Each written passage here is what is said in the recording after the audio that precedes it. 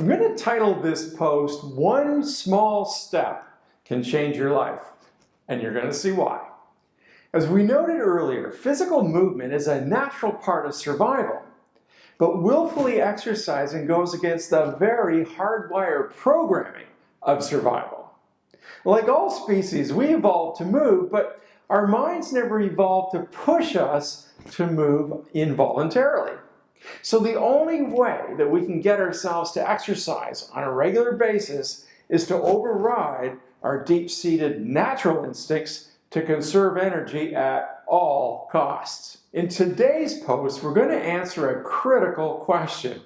How can we acquire the exercise habit? And then in a later post, we'll see how we can actually maintain the exercise habit for life. So, what is the secret to successfully acquire a good behavior, or conversely, overcome a bad behavior? Now, the answer may surprise you, but it's to take steps toward that behavioral change that are so tiny that they may actually seem laughable. Now, to show you what I mean, I'm going to share a story as told by Dr. Robert Moyer in his wonderful book called "One Small Step Can Change Your Life the Kaizen Way." Now, Dr. Moyer, a practicing psychologist, begins his book with a story about a patient named Julie who was woefully close to the end of her rope, both physically and mentally. As Dr. Moyer tells it, Julie was at UCLA's medical center for help with high blood pressure and fatigue, but both Dr. Moyer and the resident family physician who were interviewing her could clearly see that there was a lot more going on in Julie's world.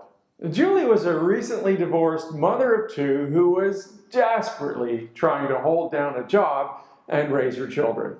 Now, Julie was more than 30 pounds overweight, her stress levels were soaring, her job was insecure, she had no outside support, and not surprisingly, she was battling the onset of diabetes, heart disease, and depression. Now, Julie's life was one of relentless pressure. After a long day at work, she would pick up her kids, care for them, put them to bed, and then attempt to straighten up the house. And her only break at the end of a long day was when she flopped on the couch in utter exhaustion to watch a half hour of television before going to bed. And it was obvious to both doctors that Julie had to make some drastic changes or she was headed for a physical and mental breakdown. The resident doctor was about to advise Julie to make healthy changes to her lifestyle and to begin exercising at least a half hour a day. But as Dr. Moyer had witnessed on too many occasions, when a physician typically prescribes an exercise program to someone facing an avalanche of life challenges like Julie, the patient thinks, "Exercise? You have got to be kidding! Do you have any idea what my life is like?" Meanwhile, the physician is thinking, "Look, what's the problem here? Don't you care about your health? If you don't do what I prescribe, you're heading for some serious trouble." Well, according to Dr. Moyer, the biggest problem in these all too common doctor-patient scenarios is simply a lack of understanding and empathy. Julie was correct in her thinking because she was convinced she had the time, the energy, or the inclination to add a half hour of exercise to her already overloaded day. Now, the resident doctor was correct in both her assessment and prescribed solution because, after all, if Julie refuses to take charge of her health and lifestyle, well then, ultimately, there's nothing anyone else can do. But Dr. Moyer knew from years of observation that to suggest Julie take up an exercise routine, change her diet, and develop a healthy lifestyle would actually compound her problem because all it would do is add guilt to her already fragile disposition. The thing is, Dr. Moyer was all too aware that even when we're living a life of despair and drudgery, familiarity with the life we know offers greater comfort than change. In fact, any kind of life alteration can cause our most formidable enemy, fear, to render us paralyzed to change. Intuitively, Dr. Moyer suddenly had one of those wonderful aha moments. He knew that he had to try something different in order to break this endless cycle of bogus prescriptions, failure, and misery on part of both the physician and the patient. So just before the inevitable "take time for yourself, clean up your diet, and start exercising" prescription was uttered by the resident physician, Dr. Moyer jumped in and asked Julie if she thought that it might be possible for her to march in front of her television for just 1 minute each day. As the resident physician looked at Dr. Moyer in disbelief, Julie's face actually brightened, and she replied that, yeah, she could definitely give that a try.